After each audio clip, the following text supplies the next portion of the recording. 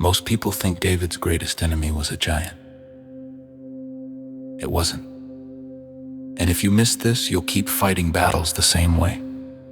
Tired, afraid, and convinced you're already losing. Because the thing that almost stopped David is the same thing that stops a lot of us. We grow up hearing David and Goliath as a story about courage. Small shepherd, big giant, strong faith. But that's not actually what the story emphasizes. David's problem wasn't Goliath's size, and the victory wasn't about bravery. Before David ever faced the giant, he faced something far more dangerous. Goliath doesn't challenge Israel to a full war. He offers a shortcut.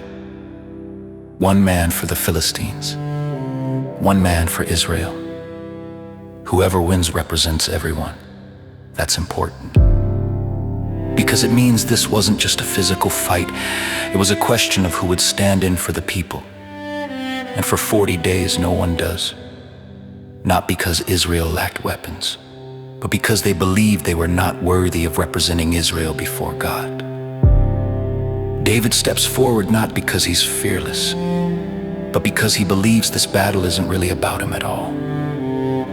Here's something we often miss. Israel doesn't just fear Goliath. They accept his terms. They agree that size decides victory, that armor equals strength, that power looks one way. Fear didn't make them panic. Fear made them reasonable. And that's usually how fear works. It doesn't shout, it explains. It sounds like wisdom. It sounds like realism. It sounds like, this can't be done. David never denies that Goliath is dangerous. He just refuses to let Goliath define reality. When David finally meets the king, the pressure gets more subtle. Saul doesn't insult David. He tries to help him.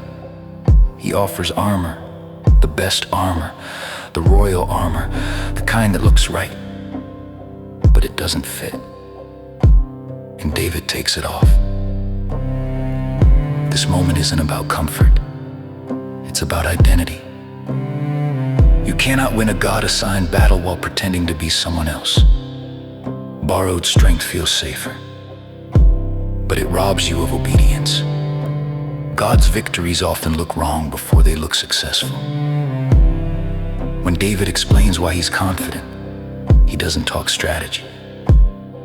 He remembers a lion, a bear, moments no one applauded, battles no one saw.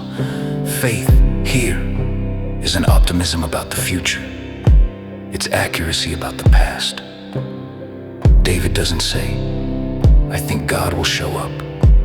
He says God already has. So here's the truth the story is quietly telling us. David's real enemy wasn't Goliath. It was discouraging voices, borrowed identity, fear disguised as wisdom. The giant only had power because those things came first. Once they lost their grip, Goliath fell quickly.